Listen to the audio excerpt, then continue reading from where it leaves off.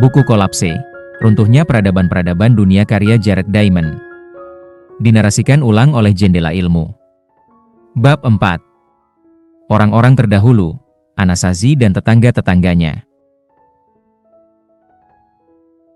Di antara situs-situs keruntuhan masyarakat yang saya dalam buku ini, yang paling terpencil adalah Pulau Pitcairn Abahas N dan Henderson yang dibahas di bab sebelumnya. Di sisi lain, yang paling dekat dengan orang-orang Amerika adalah situs-situs Anasazi di Taman Sejarah Nasional Budaya Chaco dan Taman Nasional Mesa Verde, yang terletak di Amerika Serikat Barat Daya, yang secara berturutan terdapat di Jalan Raya 57 negara bagian Meksiko dan dekat Jalan Raya Amerika Serikat 666, kurang daripada 960 km dari rumah saya di Los Angeles. Seperti kota-kota Maya yang akan menjadi bahasan bab berikutnya, situs Anasazi dan reruntuhan penduduk asli Amerika kuno lainnya merupakan atraksi wisata populer yang dikunjungi ribuan warga dunia pertama modern setiap tahun. Salah satu sisa budaya Barat Daya itu, Mimbres, juga merupakan favorit kolektor seni karena gerabah cantiknya yang berhiaskan pola-pola geometris dan sosok-sosok realistis. Tradisi unik yang dilahirkan oleh masyarakat yang beranggotakan tak sampai 4.000 orang, dan mempertahankan masa puncaknya hanya beberapa generasi sebelum secara mendadak menghilang. Saya mengakui bahwa masyarakat-masyarakat Amerika Serikat Barat Daya berskala jauh lebih kecil daripada kota-kota Maya, dengan populasi ribuan jiwa, tak sampai jutaan. Akibatnya, kota-kota Maya jauh lebih luas, memiliki berbagai monumen dan seni yang lebih megah, merupakan produk masyarakat yang berlapis lebih banyak dan dipimpin oleh raja-raja, serta memiliki tulisan. Namun Anasazi berhasil membangun bangunan-bangunan batu terbesar dan tertinggi di Amerika Utara sebelum pencakar langit berangka baja di Chicago pada 1880-an. Walaupun Anasazi tidak memiliki sistem tertulis seperti yang memungkinkan kita menentukan usia tulisan-tulisan Maya tepat sampai ke harinya, kita akan lihat bahwa banyak struktur Amerika Serikat Barat Daya masih bisa ditentukan usianya sampai ke tahun pendiriannya, sehingga memungkinkan para ahli arkeologi memahami sejarah masyarakat dengan resolusi waktu yang jauh lebih tajam daripada yang dimungkinkan untuk Pulau Paskah, Pitcairn, dan Henderson. Di Amerika Serikat Barat Daya kita tidak hanya berurusan dengan satu budaya tunggal dan keruntuhannya, melainkan serangkaian penuh, peta, HLM. 175.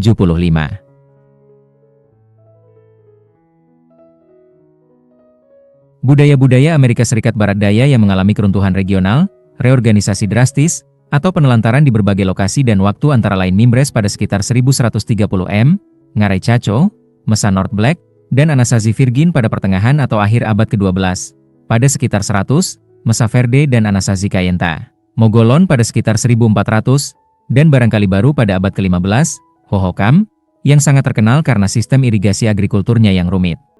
Sementara semua transisi tajam itu terjadi sebelum tibanya Columbus di dunia baru pada 1492, Anasazi tidak lenyap sebagai suatu bangsa.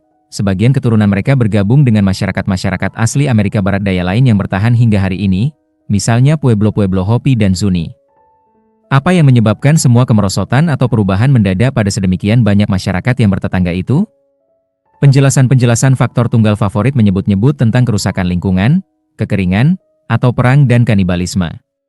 Sebenarnya, bidang prasejarah Amerika Serikat Barat Daya adalah kuburan bagi penjelasan-penjelasan faktor tunggal. Banyak faktor yang bekerja, namun semuanya kembali ke masalah mendasar bahwa Amerika Serikat Barat Daya merupakan lingkungan yang rapuh dan marginal bagi pertanian, seperti juga banyak bagian dunia saat ini. Amerika Serikat Barat Daya memiliki curah hujan rendah dan tak bisa diperkirakan, tanah yang cepat kehabisan zat hara, dan laju pertumbuhan ulang hutan yang sangat rendah. Masalah-masalah lingkungan, terutama kekeringan parah dan kejadian-kejadian erosi dasar sungai, cenderung berulang pada selang waktu yang jauh lebih lama daripada masa hidup manusia ataupun rentang ingatan lisan. Mengingat kesulitan-kesulitan berat itu, sungguh mengesankan bahwa penduduk asli Amerika di Amerika Serikat Barat Daya mengembangkan masyarakat-masyarakat bertani yang kompleks semacam itu. Kesaksian atas keberhasilan mereka adalah bahwa sebagian besar area ini sekarang menyokong populasi jauh lebih kecil yang menumbuhkan makanan mereka sendiri daripada yang ada pada masa Anasazi. Sungguh pengalaman yang menyentuh dan tak terlupakan bagi saya, ketika saya berkendara melintasi daerah-daerah gurun dengan sisa-sisa rumah batu, bendungan dan sistem irigasi Anasazi di sana-sini, melihat bentang alam yang kini tampak kosong, hanya sekali-kali terlihat rumah berpenghuni. Keruntuhan Anasazi dan keruntuhan-keruntuhan Amerika Serikat Barat Daya lain menawarkan kepada kita bukan hanya kisah yang mencekam, melainkan juga memberi contoh untuk buku ini, dengan baik menggambarkan tema-tema kita mengenai pertemuan dampak lingkungan oleh manusia dan perubahan iklim, masalah-masalah lingkungan dan populasi yang merubah menjadi peperangan, Kekuatan sekaligus bahayanya masyarakat kompleks yang tidak bersuasembada dan malah bergantung kepada impor dan ekspor, serta masyarakat-masyarakat yang runtuh secara cepat setelah mencapai puncak jumlah populasi dan kekuasaan. Pemahaman kita mengenai prasejarah Amerika Serikat Barat Daya itu rinci berkat dua keuntungan yang dinikmati para ahli arkeologi di daerah ini. Salah satunya adalah metode tumpukan sampah tikus yang akan saya bahas di bawah, yang menyediakan bagi kita kapsul waktu virtual dari berbagai tumbuhan yang bertumbuh dalam jarak beberapa lusin meter dari tumpukan sampah itu dalam beberapa dasawarsa dari tanggal hasil kalkulasi. Keuntungan itu telah memungkinkan para ahli paleobotani untuk merekonstruksi perubahan-perubahan vegetasi lokal. Keuntungan lain memungkinkan para ahli arkeologi menghitung usia situs-situs bangunan sampai ke tahun terdekat, berkat cincin pohon dari kasau-kasau konstruksi kayu situs tersebut, tidak harus mengandalkan metode radiokarbon yang digunakan para ahli arkeologi di tempat-tempat lain, yang tak pelak memiliki margin kesalahan 50-100 tahun. Metode cincin pohon bergantung kepada fakta bahwa curah hujan dan suhu bervariasi secara musiman di Amerika Serikat Barat Daya, sehingga laju pertumbuhan pohon juga bervariasi mengikuti musim, seperti juga di situs-situs lain di zona beriklim sedang. Dengan demikian, pohon-pohon zona beriklim sedang menumbuhkan kayu baru dalam cincin tumbuh tahunan, tidak seperti pohon-pohon hutan hujan tropis yang pertumbuhannya nyaris tanpa henti. Namun Amerika Serikat Barat Daya lebih baik untuk penelitian cincin pohon daripada sebagian besar situs beriklim sedang lainnya, karena iklimnya yang kering menyebabkan kasau-kasau kayu dari pepohonan yang ditebang lebih daripada 1000 tahun lalu terawetkan dengan sangat baik. Beginilah cara kerja perhitungan usia dengan cincin pohon, yang dikenal oleh para ilmuwan sebagai dendrokronologi, dari akar kata Yunani dendron pohon, dan kronos waktu. Bila Anda menebang sebatang pohon hari ini, mudah saja menghitung jumlah cincin ke arah dalam, dimulai dari sebelah luar pohon, cincin tumbuh tahun ini, dan dengan demikian cincin ke-177 dari yang paling luar ke arah tengah ditumbuhkan pada tahun 2005-177, atau 1828. Namun tidak semudah itu menentukan tanggal dari cincin tertentu dalam tiang kayu Anasazi kuno, karena pada awalnya kita tidak tahu kapan pohon itu ditebang. Tapi lebar cincin tahunan pohon berbeda dari tahun ke tahun, bergantung kepada kondisi hujan atau kekeringan setiap tahun. Oleh karena itu urutan cincin dalam irisan melintang pohon laksana pesan dalam kode Morse yang dulu digunakan untuk mengirimkan pesan telegraf. Titik-titik garis dalam kode Morse, lebar-lebar sempit dalam urutan cincin pohon. Sebenarnya, urutan cincin bahkan lebih diagnostik dan kaya informasi daripada kode Morse, sebab pohon sebenarnya mengandung cincin dengan lebar yang berbeda-beda, tidak seperti pilihan kode Morse yang hanya antara titik atau garis. Ahli-ahli cincin pohon, dikenal sebagai ahli dendrokronologi, melanjutkan dengan memperhatikan urutan cincin yang lebih lebar dan lebih sempit di pohon yang ditebang pada tahun yang diketahui dan belum lama, serta memperhatikan urutan pada kasau-kasau dari pohon yang ditebang pada berbagai tahun yang tidak diketahui pada masa lalu. Mereka lantas mencocokkan dan menjejerkan urutan cincin dengan pola-pola lebar, sempit diagnostik yang sama dari kasau-kasau yang berbeda-beda. Misalnya, anggaplah tahun ini, 2005, Anda menebang sebatang pohon yang terbukti berusia 400 tahun, 400 cincin, dan memiliki urutan yang sangat khas berupa 5 cincin lebar, 2 cincin sempit, dan 6 cincin lebar untuk 13 tahun sejak 1643 mundur ke 1631. Bila Anda mendapati urutan khas yang sama dimulai dari 7 tahun sebelum cincin terluar dari tiang tua yang tidak diketahui kapan ditebangnya dengan 332 cincin, maka Anda bisa simpulkan bahwa tiang tua itu berasal dari pohon yang ditebang pada 1650, 7 tahun setelah 1643, dan bahwa pohon itu mulai tumbuh pada 1318, 332 tahun sebelum 1650. Anda lalu lanjutkan menjejerkan tiang itu, dari pohon yang hidup antara tahun 1318 dan 1650, dengan tiang-tiang yang lebih tua lagi. Dan Anda kembali mencoba mencocokkan pola-pola cincin pohon dan menemukan kasau-kasau yang polanya menunjukkan bahwa kasau-kasau tersebut berasal dari pohon yang ditebang setelah 1318 namun mulai tumbuh sebelum 1318, sehingga memperpanjang rekam cincin pohon Anda lebih jauh lagi ke masa lalu. Dengan cara itu, para ahli dendrokronologi telah menyusun rekam cincin pohon yang membentang mundur sampai ribuan tahun ke masa lalu di beberapa bagian dunia. Setiap rekam semacam itu valid untuk daerah geografis yang luasnya bergantung kepada pola-pola cuaca lokal, sebab cuaca dan karenanya pola pertumbuhan pohon bervariasi di berbagai lokasi. Misalnya, kronologi cincin pohon dasar Amerika Serikat Barat Daya berlaku, dengan sejumlah variasi, untuk daerah antara Meksiko Utara sampai Wyoming. Bonus dendrokronologi adalah lebar dan substruktur setiap cincin mencerminkan jumlah hujan dan musim ketika hujan tersebut turun pada tahun tertentu itu. Dengan demikian, penelitian cincin pohon juga memungkinkan kita rekonstruksi iklim masa lalu. Misalnya, serangkaian cincin lebar berarti periode basah, sementara serangkaian cincin sempit berarti kekeringan. Dengan demikian cincin pohon menyediakan penanda usia yang tepat dan informasi lingkungan tahun ke tahun yang rinci bagi ahli arkeologi Amerika Serikat Barat Daya. Manusia pertama yang mencapai Amerika hidup sebagai pemburu pengumpul, dan tiba di Amerika Serikat Barat Daya pada 11.000 SM namun barangkali lebih awal lagi, sebagai bagian kolonisasi dunia baru dari Asia oleh bangsa-bangsa yang merupakan nenek moyang penduduk asli Amerika modern. Agrikultur tidak berkembang secara setempat di Amerika Serikat Barat Daya, karena ketiadaan spesies tumbuhan dan hewan liar yang bisa didomestikasi. Agrikultur di sana tiba dari Meksiko, di mana jagung, labu siam, buncis, dan banyak tanaman pangan lain didomestikasi. Jagung tiba pada 2000 SM, labu siam sekitar 800 SM, buncis agak lama sesudahnya, dan kapas baru pada 400 M.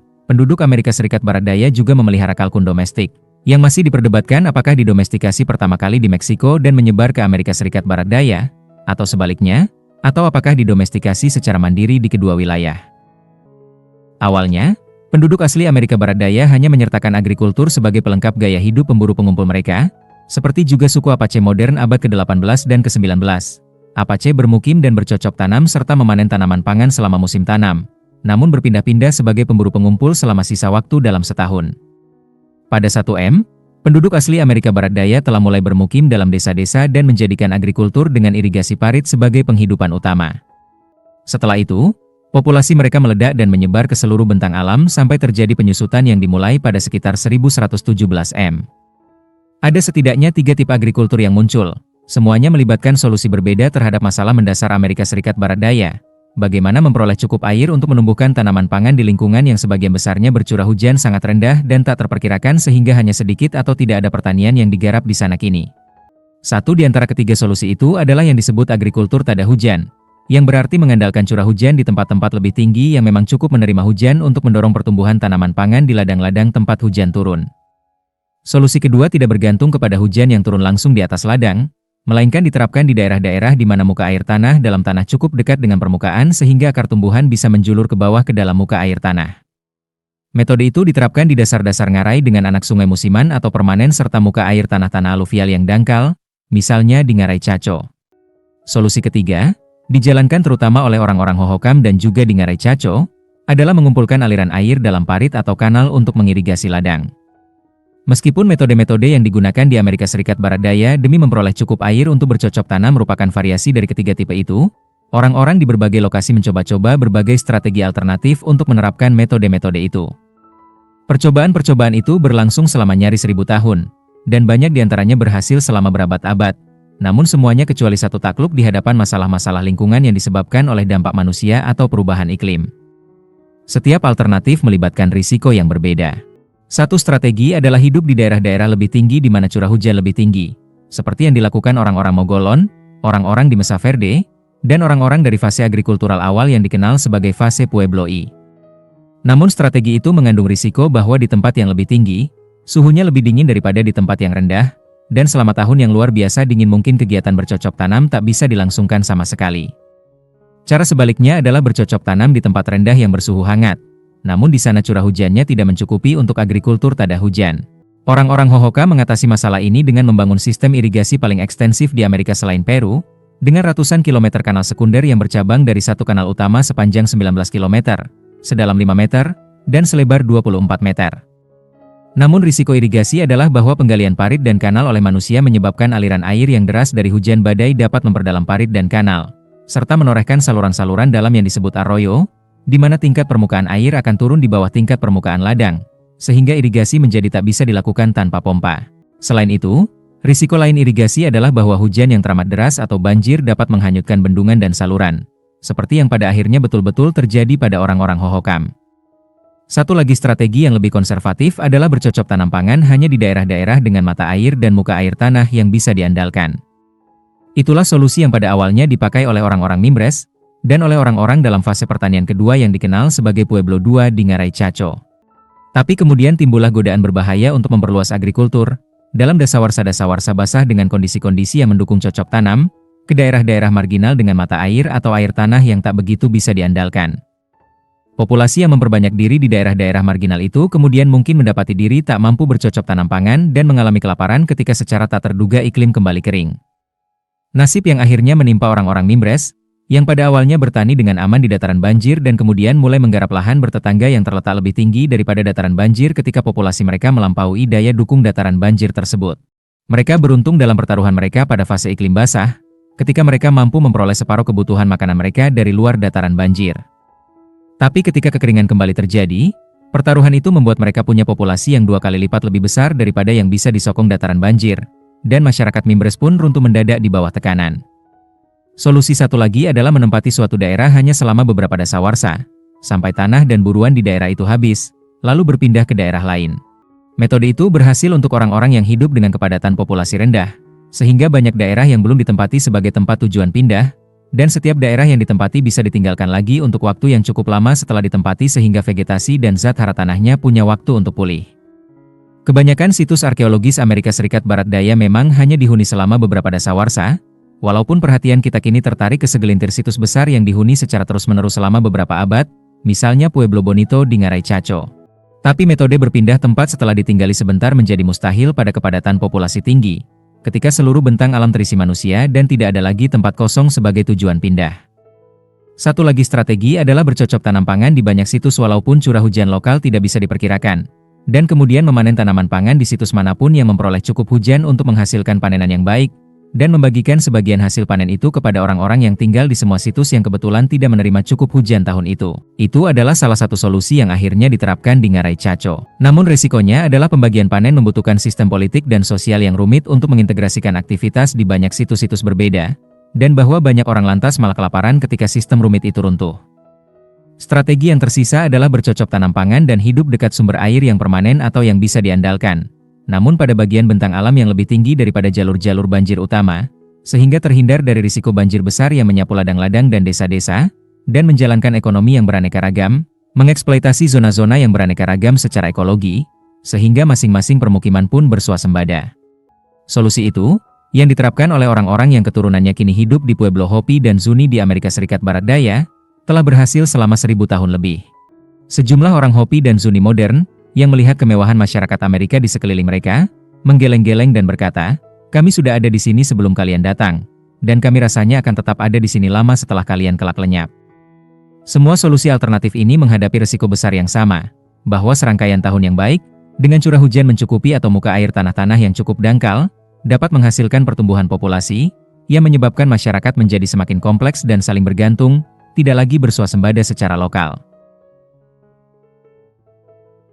Masyarakat semacam itu tidak bisa mengatasi dan membangun diri sendiri setelah serangkaian tahun yang buruk yang sebelumnya bisa diatasi oleh masyarakat yang tidak seberapa besar, tidak terlalu saling bergantung, dan lebih bersuasembada. Seperti yang akan kita lihat, dilema itulah yang menamatkan riwayat permukiman Anasazi di lembah Longhouse, dan juga barangkali di daerah-daerah lain. Penelitian paling mendalam tentang permukiman yang ditinggalkan dilangsungkan di kumpulan situs paling spektakuler dan besar, situs Anasazi di Ngarai Chaco di New Mexico Barat Laut.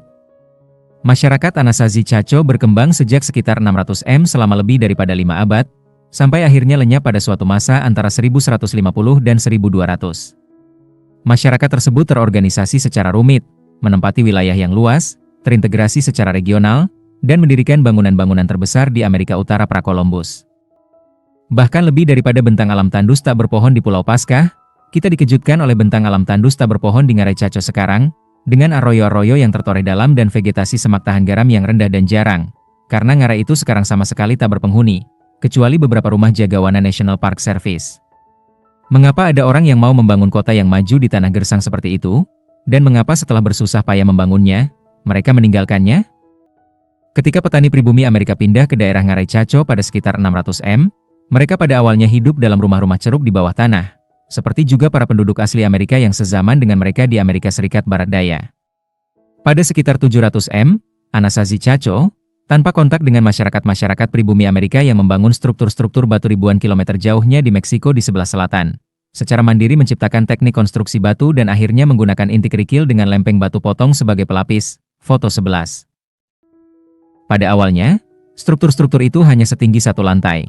Namun pada sekitar 920 m struktur yang akhirnya menjadi situs Chaco terbesar di Pueblo Bonito ditinggikan menjadi 2 lantai. Kemudian selama 2 abad berikutnya menjulang menjadi 5 atau 6 lantai dengan 600 ruangan yang atapnya disangga oleh batang-batang kayu sepanjang 5 meter dan berbobot sampai 300 kg.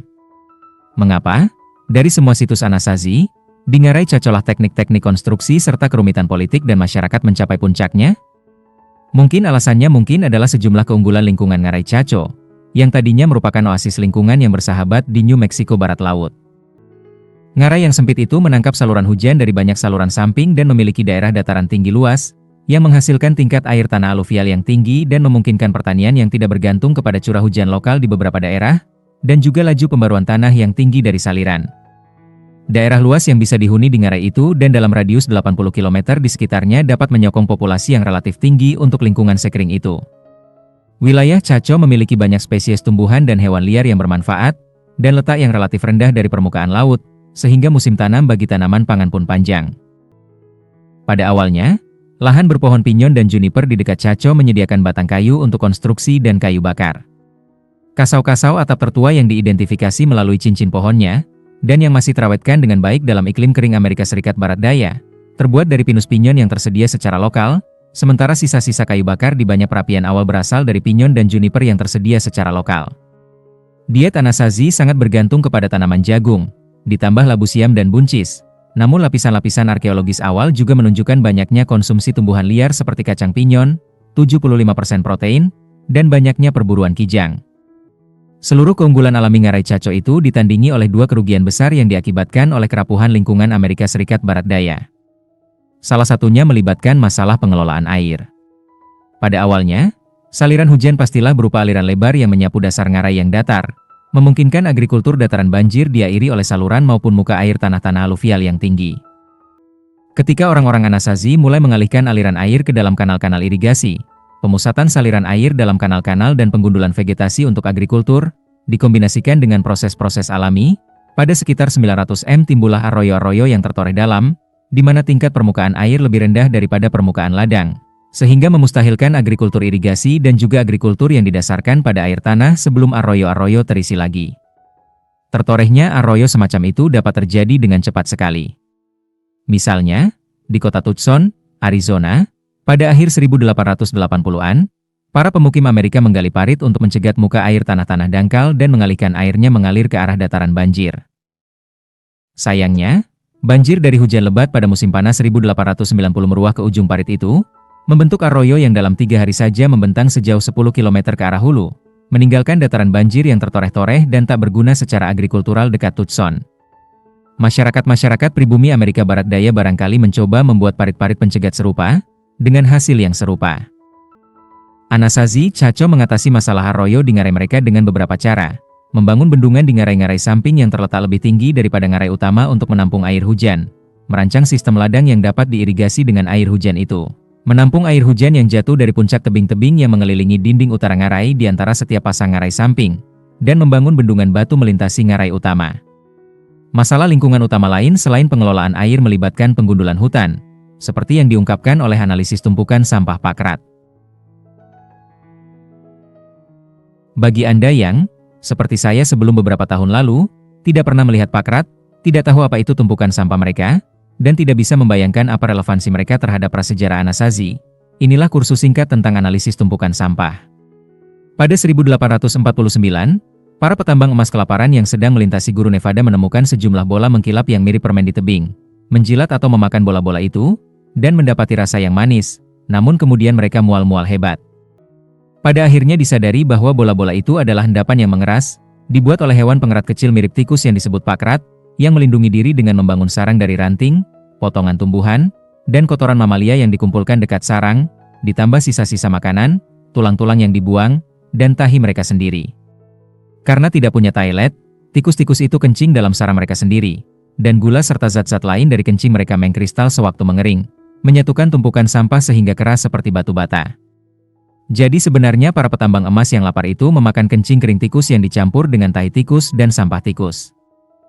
Untuk menghemat pekerjaan yang harus dilakukan dan meminimalkan risiko disambar pemangsa sewaktu keluar dari sarang, wajarlah bahwa Pakrat mengumpulkan tumbuhan yang hanya berjarak beberapa lusin meter dari sarang. Setelah beberapa dasawarsa, keturunan tikus-tikus itu meninggalkan tumpukan sampah mereka dan berpindah untuk membangun sarang baru, sementara kencing yang terkristalisasi mencegah zat-zat dalam tumpukan sampah mereka terurai. Dengan mengidentifikasi sisa-sisa dari lusinan spesies tumbuhan yang tertanam dalam kencing kering di tumpukan sampah Pakrat itu, Ahli paleobotani bisa merekonstruksi gambaran vegetasi yang tumbuh dekat tumpukan sampah yang dibuat tikus-tikus itu. Sementara para ahli zoologi bisa merekonstruksi informasi tentang fauna dari sisa-sisa serangga dan vertebrata. Dengan demikian, tumpukan sampah Pakrat merupakan mimpi ahli paleontologi, kapsul waktu yang mengawetkan sampel vegetasi lokal, yang dikumpulkan dalam jarak beberapa lusin meter dari titik penemuannya dalam jangka waktu beberapa dasawarsa, pada tanggal yang ditentukan dengan perhitungan usia radiokarbon terhadap tumpukan sampah. Pada 1975 ahli paleoekologi Julio Betancourt kebetulan berkunjung ke Ngarai Chaco sewaktu berkendara melalui New Mexico sebagai wisatawan. Sewaktu menatap ke bentang alam tak berpohon di sekeliling Pueblo Bonito, dia membatin, tempat ini seperti padang Mongolia yang rusak. Dari mana orang-orang zaman dulu memperoleh batang kayu dan kayu bakar? Para ahli arkeologi yang mempelajari reruntuhan bangunan telah menanyakan hal yang sama kepada diri sendiri. 3 tahun kemudian Julio memperoleh ilham, teringat akan kesan pertamanya mengenai Pueblo Bonito. Sewaktu seorang teman memintanya menulis proposal pengajuan dana untuk meneliti tumpukan sampah Pakrat untuk alasan-alasan yang tak terkait. Dia lekas-lekas menelepon ahli tumpukan sampah, Tom van de Vender, dan memastikan bahwa Tom telah mengumpulkan beberapa tumpukan sampah di bumi perkemahan National Park Service dekat Pueblo Bonito. Nyaris semuanya terbukti mengandung daun jarum pinus pinyon, yang tidak tumbuh dimanapun dalam jarak berkilo-kilometer dari Pueblo tersebut namun ternyata digunakan sebagai kasau-kasau atap untuk konstruksi Pueblo Bonito pada fase-fase awal, juga dimanfaatkan dalam jumlah besar sebagai arang yang ditemukan dalam perapian dan tumpukan sampah. Julio dan Tom menyadari bahwa tumpukan-tumpukan sampah itu pastilah berusia tua, berasal dari masa ketika pinus tumbuh di dekat-dekat situ. Namun mereka tidak tahu seberapa tua. Mereka pikir paling-paling hanya sekitar seabad. Oleh karena itu mereka mengirimkan sampel dari tumpukan-tumpukan sampah itu untuk dihitung umur radiokarbonnya. Sewaktu mereka memperoleh hasil perhitungan umur dari laboratorium radiokarbon, Julio dan Tom terkesima mengetahui bahwa banyak tumpukan sampah itu yang berusia 1000 tahun lebih. Pengamatan yang kebetulan itu memicu menjamurnya penelitian tumpukan sampah Pakrat. Kini kita tahu bahwa tumpukan sampah terurai dengan luar biasa lambat dalam iklim kering Amerika Serikat Barat Daya. Bila terlindungi dari cuaca di bawah tonjolan tebing atau di dalam gua, tumpukan sampah bisa bertahan 40.000 tahun, jauh lebih lama daripada yang siapapun berani tebak. Sewaktu Julio menunjukkan tumpukan sampah Pakrat yang pertama bagi saya di dekat situs Anasazi Chaco di Kincletso, saya berdiri terperangah memikirkan bahwa sarang yang terlihat masih segar itu sebenarnya mungkin dibangun pada masa ketika mamut, kukang tanah raksasa, singa Amerika, dan berbagai mamalia zaman es lain yang sudah punah masih hidup di wilayah yang kelak menjadi Amerika Serikat modern. Di daerah Ngarai Chaco, Julio lantas mengumpulkan dan mencari tahu usia 50 tumpukan sampah dengan radiokarbon, yang ternyata berasal dari berbagai masa yang mencakup keseluruhan periode berkembang dan jatuhnya peradaban Anasazi, dari 600 sampai 1200 M. Dengan cara ini Julio mampu merekonstruksi perubahan-perubahan vegetasi di Ngarai Chaco selama sejarah dihuninya daerah itu oleh Anasazi. Penelitian-penelitian terhadap tumpukan sampah itu mengidentifikasi penggundulan sebagai hutan sebagai satu lagi, selain pengelolaan air, dari 2 masalah lingkungan utama yang disebabkan oleh populasi yang bertambah besar di Ngarai Chaco pada sekitar 1000 M. Tumpukan sampah sebelum tanggal itu masih mengandung daun jarum pinus pinyon dan juniper, seperti tumpukan sampah pertama yang Julio analisis, dan seperti tumpukan sampah yang dia tunjukkan kepada saya. Oleh karena itu permukiman Anasazi Chaco pada awalnya dibangun di lahan berpohon pinyon juniper, sehingga penghuninya tak perlu jauh-jauh pergi untuk memperoleh kayu bakar dan batang kayu konstruksi, tidak seperti bentang alam tak berpohon di masa kini. Alasan mengapa Ngarai Chaco menjadi gundul dengan sedemikian cepat sama dengan alasan yang saya bahas di bab 2 untuk menjelaskan mengapa Pulau Paskah dan pulau-pulau Pasifik kering yang dihuni oleh manusia berkemungkinan lebih besar menjadi gundul daripada pulau-pulau basah. Dalam iklim yang kering, laju pertumbuhan ulang pohon di lahan yang ditebangi mungkin terlalu lambat untuk mengimbangi laju pembalakan.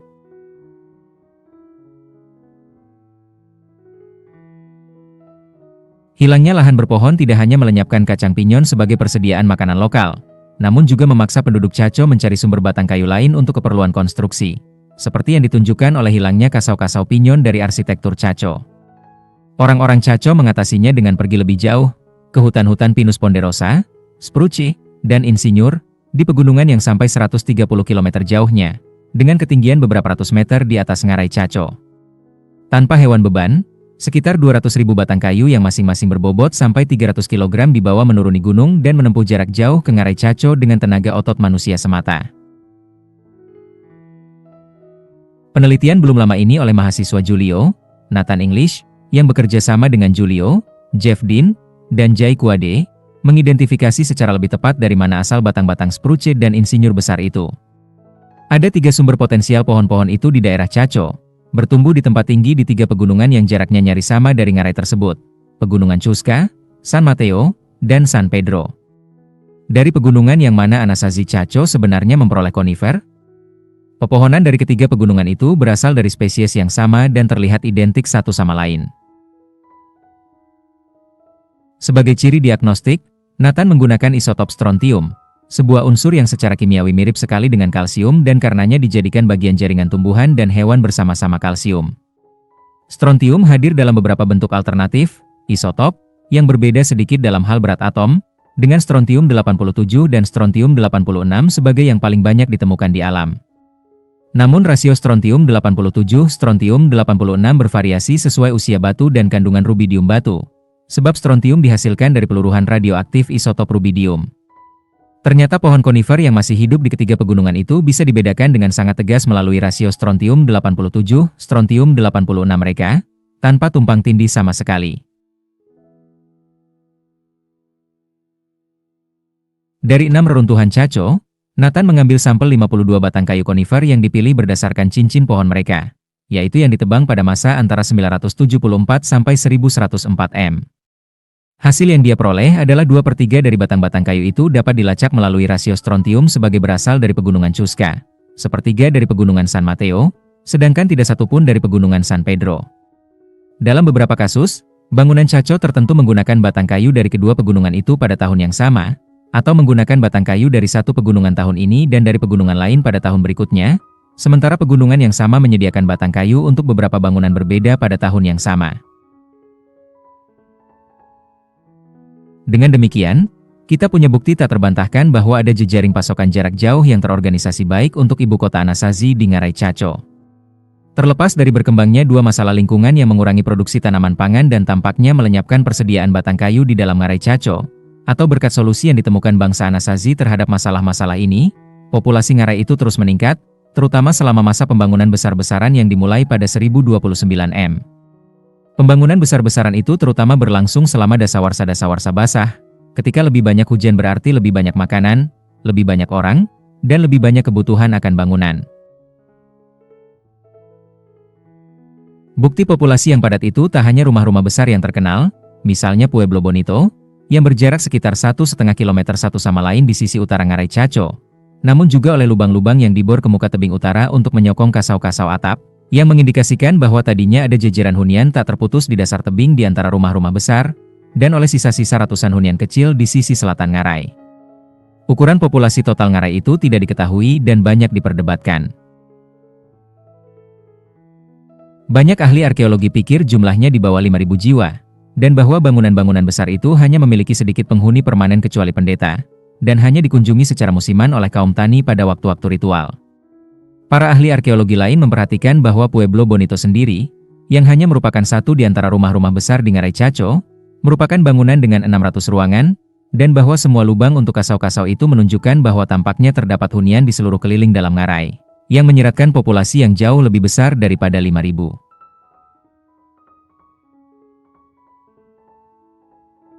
Perdebatan-perdebatan semacam itu mengenai perkiraan ukuran populasi sering muncul dalam arkeologi, seperti yang dibahas untuk Pulau Paskah dan bangsa Maya di bab-bab lain buku ini. Berapapun jumlahnya, populasi yang padat ini tak lagi bisa menyokong diri sendiri, melainkan disubsidi oleh permukiman-permukiman satelit di luar daerah, yang dibangun dengan gaya arsitektur serupa dan terhubung ke ngarai Chaco oleh jejaring regional jalan yang mirentang sejauh ratusan kilometer dan masih bisa dilihat hari ini.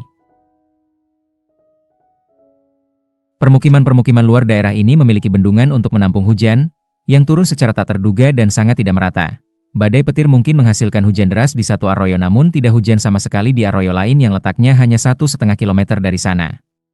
Dengan adanya bendungan-bendungan itu, ketika satu arroyo tertentu cukup beruntung menerima hujan badai, banyak air hujan itu tersimpan di bendungan, dan orang-orang yang hidup di situ bisa dengan cepat mulai menanam, mengairi, dan menumbuhkan surplus makanan yang amat berlebih di arroyo tersebut pada tahun itu. Surplus itu kemudian bisa dipakai memberi makan orang-orang yang hidup di daerah-daerah luar lain, yang kebetulan tidak menerima hujan. Ngarai Chaco menjadi lubang hitam, tempat tujuan impor barang-barang namun tak ada apapun yang berharga yang diekspor keluar.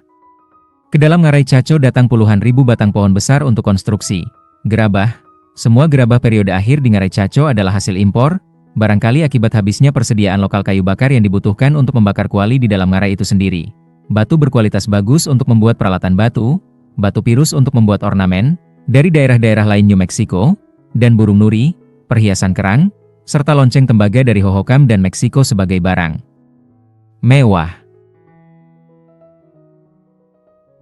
Bahkan makanan harus diimpor, seperti yang ditunjukkan oleh penelitian terbaru yang melacak asal-usul bongkol jagung yang diekskavasi dari Pueblo Bonito melalui metode isotop strontium yang sama dengan yang digunakan Nathan English untuk melacak asal-usul kasau-kasau kayu Pueblo Bonito. Ternyata, bahkan pada abad ke-9 sekalipun, jagung diimpor dari pegunungan Chusca yang berjarak 80 km di sebelah barat, juga merupakan salah satu dari dua sumber kasau-kasau atap. Sementara bongkol jagung dari tahun-tahun terakhir Pueblo Bonito abad ke-12 berasal dari sistem sungai San Juan 97 km di sebelah utara. Masyarakat Chaco berubah menjadi imperium mini, terbagi antara kaum elit yang cukup makan dan hidup bermewah-mewahan, dan kaum tani yang tidak memperoleh cukup makan namun bekerja kasar dan bercocok tanam pangan. Sistem jalan dan kisaran regional arsitektur yang terstandarisasi menjadi saksi betapa luasnya dahulu daerah integrasi ekonomi dan budaya Chaco dan daerah-daerah luarnya. Gaya bangunan mengindikasikan hierarki 3 jenjang. Bangunan-bangunan terbesar, yang dijuluki rumah besar, di Ngarai Chaco itu sendiri, hunian para datu yang berkuasa, rumah besar di daerah-daerah luar Ngarai, ibu kota provinsi, datu-datu tingkat rendah, dan rumah-rumah kecil yang terdiri atas beberapa ruangan saja, rumah kaum tani.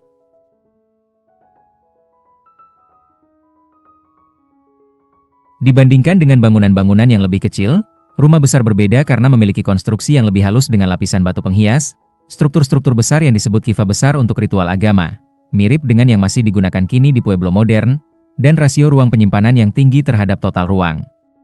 Isinya berupa barang mewah hasil impor, misalnya batu pirus, burung nuri, perhiasan cangkang kerang, dan lonceng tembaga yang disebut di atas, plus gerabah impor dari Mimbres dan Hohokam.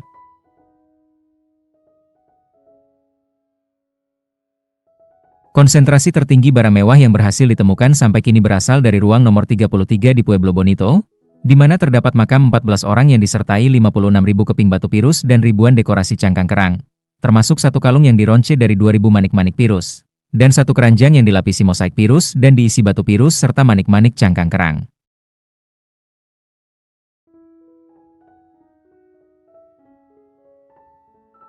Sementara soal bukti bahwa para datu makan lebih baik daripada kaum tani, sampah yang digali di dekat rumah-rumah besar mengandung tulang kijang dan antelop dalam persentase yang lebih tinggi daripada sampah dari sisa-sisa rumah kaum tani.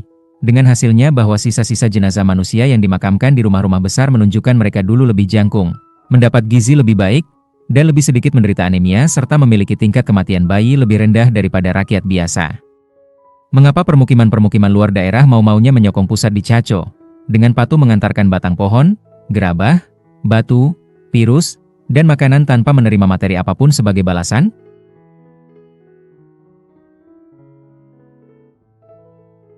Jawabannya barangkali sama dengan alasan mengapa daerah-daerah luar kota di Italia dan Britania saat ini menyokong kota-kota seperti Roma dan London, yang juga tidak menghasilkan batang kayu maupun makanan namun berperan sebagai pusat politik dan agama. Seperti orang-orang Italia dan Britania modern, orang-orang Chaco tidak bisa mundur dari komitmen hidup dalam masyarakat kompleks yang saling bergantung. Mereka tak lagi bisa kembali ke kondisi awal berupa kelompok-kelompok kecil yang berpindah-pindah dan menyokong diri sendiri. Sebab pepohonan di Ngarai telah lenyap, arroyo-arroyo tertoreh di bawah permukaan ladang, dan populasi yang bertumbuh telah mengisi wilayah itu dan tidak menyisakan daerah yang cocok untuk dijadikan tujuan pindah. Ketika pepohonan pinyon dan juniper ditebangi, zat-zat hara di guguran daun di bawah pepohonan pun tergelontor air hujan. Kini, lebih daripada 800 tahun kemudian, masih tetap tak ada lahan berpohon pinyon juniper yang bertumbuh dimanapun di dekat tumpukan-tumpukan sampah pakrat yang mengandung ranting-ranting dari lahan berpohon yang bertumbuh di sana sebelum 1000 M. Sisa-sisa makanan di sampah yang ditemukan di situs-situs arkeologis menjadi saksi perkembangan masalah yang dihadapi para penghuni Ngarai dalam memperoleh makanan untuk diri sendiri. Kijang berkurang dalam diet mereka, digantikan oleh hewan-hewan buruan yang lebih kecil, terutama kelinci dan mencit. Sisa-sisa tikus komplit tanpa kepala dalam koprolit, kotoran kering yang terawetkan, manusia menunjukkan bahwa tampaknya manusia menangkap tikus di ladang, memotong kepalanya, dan menelan tikus bulat-bulat. Konstruksi terakhir yang diidentifikasi dari Pueblo Bonito, berasal dari dasawarsa setelah 1110, adalah jejeran ruangan yang menjadi tembok bagi sisi selatan plaza, yang tadinya terbuka ke arah luar. Bukti itu memberi kesan adanya pertarungan. Orang-orang kini tampaknya mengunjungi Pueblo Bonito bukan hanya untuk turut serta dalam upacara-upacara keagamaan dan menerima perintah, melainkan juga mencari ribut.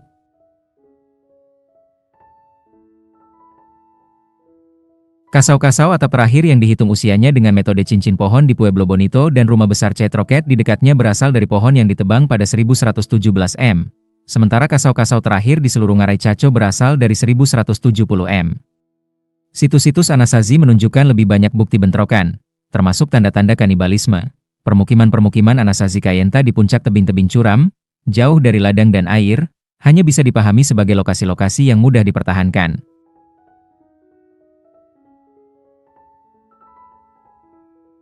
Di situs-situs Amerika Serikat Barat Daya yang bertahan lebih lama daripada Chaco dan masih ada sampai setelah 1250 m itu, peperangan terbukti semakin sengit, seperti tercermin dalam semakin banyaknya tembok, parit, dan menara pertahanan, berkumpulnya dusun-dusun yang terpencar-pencar menjadi benteng-benteng puncak bukit yang lebih besar.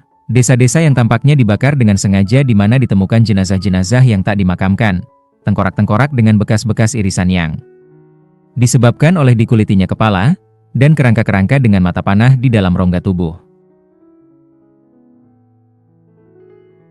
Ledakan masalah lingkungan dan populasi dalam bentuk kerusuhan sipil dan peperangan adalah tema yang kerap muncul dalam buku ini, baik untuk masyarakat masa lalu, penduduk Pulau Paskah, Mangareva, Maya, dan Tikopia, maupun masyarakat modern, Rwanda, Haiti, dan lain-lain. Tanda-tanda kanibalisme terkait perang di antara Anasazi sendiri merupakan kisah yang menarik. Meskipun semua orang mengakui bahwa kanibalisme mungkin dipraktekkan dalam kondisi darurat oleh orang-orang yang putus asa, seperti donor party yang terperangkap oleh salju di terusan Donner dalam perjalanan menuju ke California pada musim dingin 1846-47, atau oleh orang-orang Rusia yang kelaparan selama pengepungan Leningrad saat Perang Dunia Kedua, keberadaan kanibalisme non-darurat bersifat kontroversial. Bahkan kanibalisme jenis itu dilaporkan dilakukan oleh ratusan masyarakat non-Eropa ketika mereka pertama kali menjalin kontak dengan orang-orang Eropa dalam beberapa abad belakangan. Praktik itu dijalankan dalam dua bentuk, memakan jenazah musuh yang terbunuh dalam perang, atau justru memakan kerabat sendiri yang meninggal secara wajar. Orang-orang Papua yang saya pelajari selama 40 tahun terakhir dengan lempeng menjelaskan praktik-praktik kanibalistik mereka, menyatakan rasa jijik akan adat pemakaman barat yang memakamkan kerabat tanpa memakan mereka sebagai bentuk penghormatan. Dan salah satu pekerja Papua terbaik saya berhenti bekerja pada 1965 guna ambil bagian dalam menyantap calon menantunya yang belum lama berpulang. Banyak pula temuan arkeologis berupa tulang manusia purba dalam konteks-konteks yang sepertinya menunjukkan kanibalisme. Terlepas dari itu, banyak atau sebagian besar ahli antropologi Eropa dan Amerika, yang dibesarkan dalam masyarakat mereka masing-masing agar menganggap kanibalisme sebagai hal menakutkan, juga gentar memikirkan kalau kanibalisme betul-betul dipraktikkan oleh suku-suku yang mereka kagumi dan pelajari. Sehingga mereka menyangkal keberadaannya dan menganggap klaim-klaim kanibalisme sebagai hinaan rasis. Mereka menganggap semua penjabaran kanibalisme oleh suku-suku non-Eropa sendiri, atau oleh para penjelajah Eropa awal, sebagai gosip yang tidak bisa diandalkan, dan mereka baru akan yakin bila ada video yang direkam oleh pejabat pemerintah atau, yang paling meyakinkan, oleh seorang ahli antropologi. Tapi tidak ada rekaman video semacam itu. Karena alasan gamblang bahwa orang-orang Eropa pertama yang berjumpa dengan orang-orang yang dilaporkan merupakan kanibal, biasa mengungkapkan rasa jijik terhadap praktik itu dan mengancam menahan para pelakunya. Keberatan-keberatan semacam itu telah menciptakan kontroversi di sekitar banyak laporan mengenai sisa-sisa manusia, dengan bukti yang konsisten dengan kanibalisme, yang ditemukan di situs-situs Anasazi.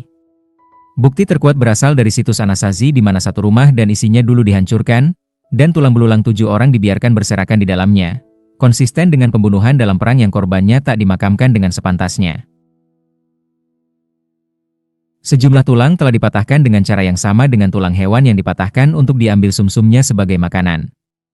Tulang-tulang lain menunjukkan ujung yang mulus, tanda khas tulang hewan yang direbus dalam kuali, namun bukan ciri tulang yang tidak direbus dalam kuali. Kuali-kuali pecah yang ditemukan di situs Anasazi itu sendiri mengandung sisa-sisa protein otot manusia, mioglobin, di dalamnya, konsisten dengan direbusnya daging manusia dalam kuali.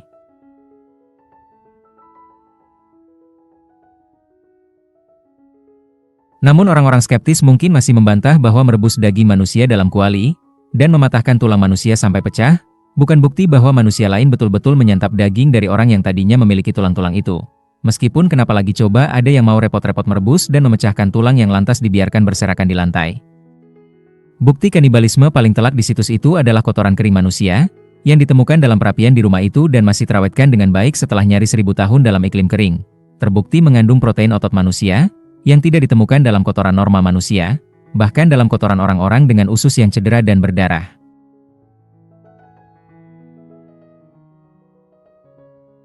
Ini menunjukkan kemungkinan bahwa siapapun yang menyerang situs itu telah membunuh para penghuninya, memecah tulang mereka, merebus daging mereka dalam kuali, membiarkan tulang mereka terserak, buang air besar di perapian itu, dan memang benar-benar menyantap daging korban-korbannya. Pukulan terakhir bagi orang-orang Chaco adalah kekeringan, yang ditunjukkan oleh cincin pohon sejak sekitar 1130 m. Sebelumnya pernah ada kekeringan-kekeringan serupa, sekitar 1090 dan 1040 m. Namun perbedaannya adalah bahwa pada 1130 di Ngarai Chaco ada lebih banyak orang yang lebih bergantung kepada permukiman-permukiman luar daerah, dan tak ada lagi lahan yang belum ditempati. Kekeringan pastilah menyebabkan muka air tanah jatuh di bawah kedalaman yang masih bisa dicapai oleh akar tumbuhan dan yang bisa menyokong agrikultur. Kekeringan juga pastilah memustahilkan agrikultur tada hujan yang bergantung kepada curah hujan maupun agrikultur irigasi. Kekeringan yang berlangsung melebihi 3 tahun tentunya fatal, karena orang-orang Pueblo modern hanya bisa menyimpan jagung selama 2 atau 3 tahun, karena setelahnya jagung menjadi kelewat busuk atau penuh hama sehingga tak bisa dimakan.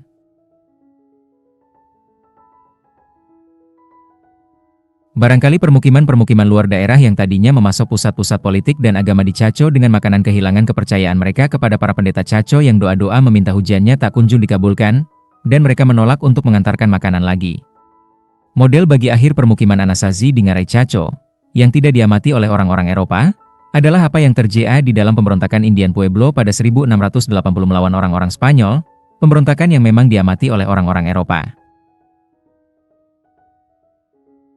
Seperti juga di pusat-pusat Anasazi Chaco, orang-orang Spanyol mengambil makanan dari para petani lokal dengan sistem upeti, dan upeti makanan itu ditoleransi sampai kekeringan mengakibatkan para petani sendiri kekurangan makanan, memancing mereka untuk memberontak.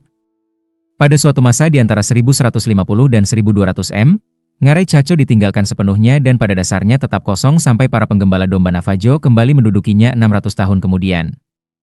Oleh karena orang Navajo tidak tahu siapa yang membangun reruntuhan-reruntuhan besar yang mereka temukan di sana, mereka menyebut para penduduk dahulu yang telah lenyap itu sebagai orang-orang terdahulu, Ancient Ones. Apa yang sebenarnya terjadi kepada ribuan penduduk Chaco?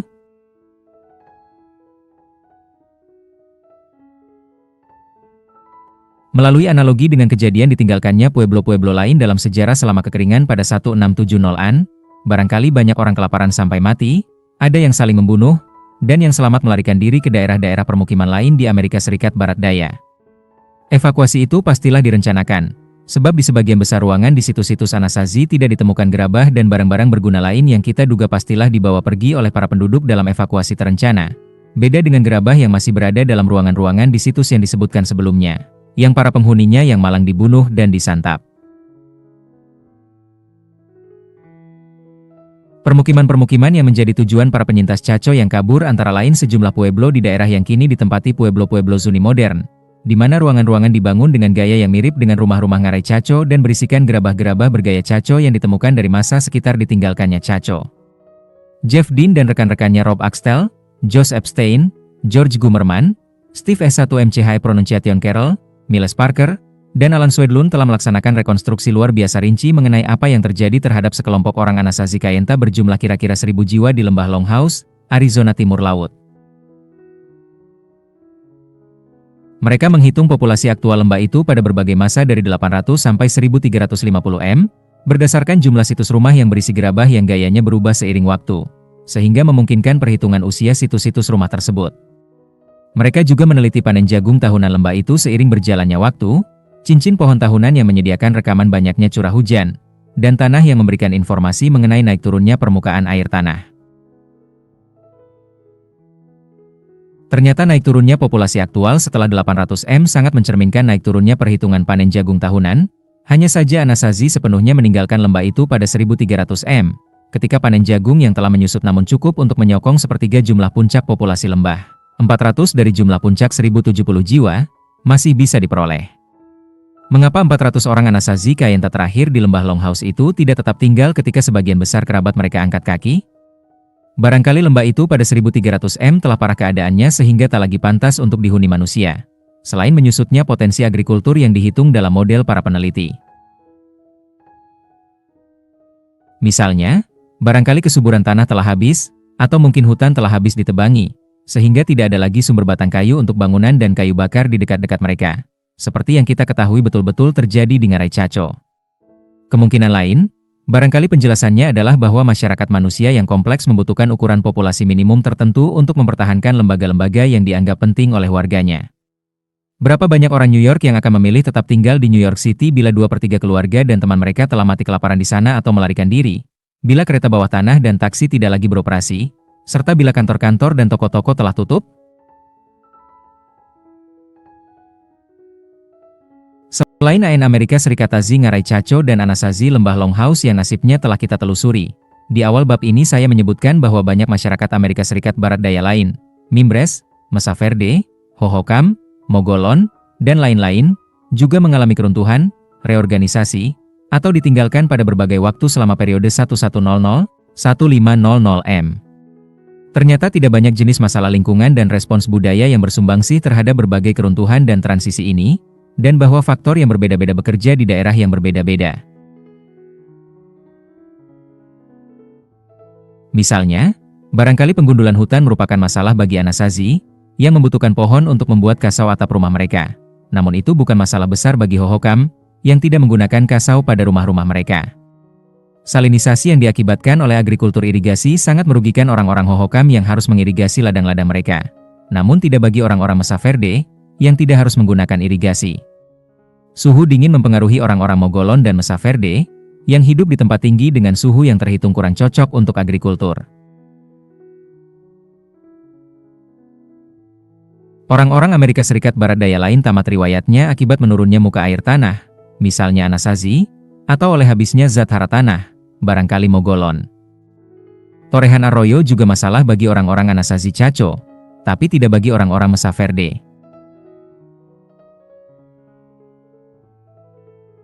Terlepas dari beraneka macam sebab langsung yang membuat masyarakat-masyarakat itu meninggalkan wilayah mereka, semuanya pada akhirnya disebabkan oleh tantangan mendasar yang sama. Orang-orang yang hidup di lingkungan yang rapuh dan sulit, menerapkan solusi-solusi yang berhasil dengan gemilang dan bisa dipahami dalam jangka pendek.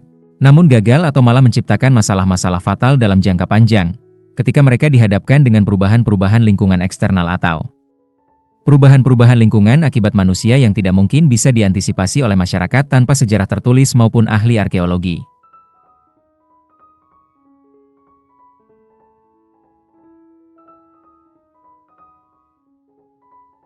Saya meletakkan jangka pendek dalam tanda kutip, sebab Anasazi nyatanya bertahan di Ngarai Chaco selama sekitar 600 tahun, masih lebih lama daripada pendudukan bangsa-bangsa Eropa dimanapun di dunia baru sejak tibanya Columbus pada 1492 M. Selama keberadaan mereka, berbagai masyarakat pribumi Amerika Barat Daya itu mencoba-coba setengah lusin tipe ekonomi berbeda, HLM.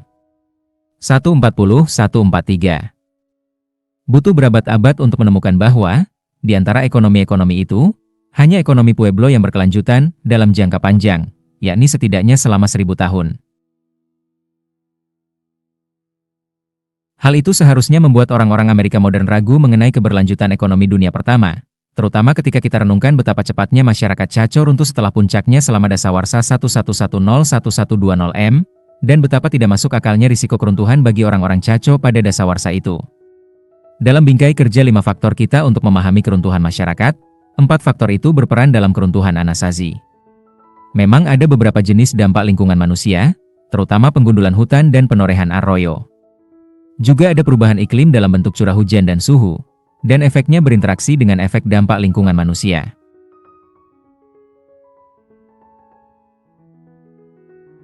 Perniagaan internal dengan mitra dagang yang bersahabat berperan penting dalam keruntuhan itu. Berbagai kelompok Anasazi saling memasok makanan, batang kayu, gerabah, batu, dan barang mewah, saling menyokong dalam suatu masyarakat kompleks yang saling bergantung, namun mendatangkan risiko keruntuhan bagi keseluruhan masyarakat. Faktor-faktor agama dan politik tampaknya berperan penting dalam mempertahankan masyarakat kompleks itu, dengan mengordinasi pertukaran materi dan dengan memotivasi orang-orang di luar pusat untuk memasok makanan, batang kayu, dan gerabah ke pusat-pusat politik dan agama.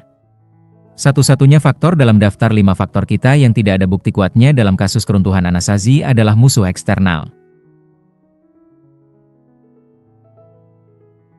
Meskipun orang-orang Anasazi memang saling menyerang sewaktu populasi mereka bertambah besar dan iklim memburuk, peradaban-peradaban Amerika Serikat Barat Daya terlalu jauh dari masyarakat-masyarakat berpenduduk banyak lainnya sehingga tidak memperoleh ancaman serius dari musuh eksternal manapun.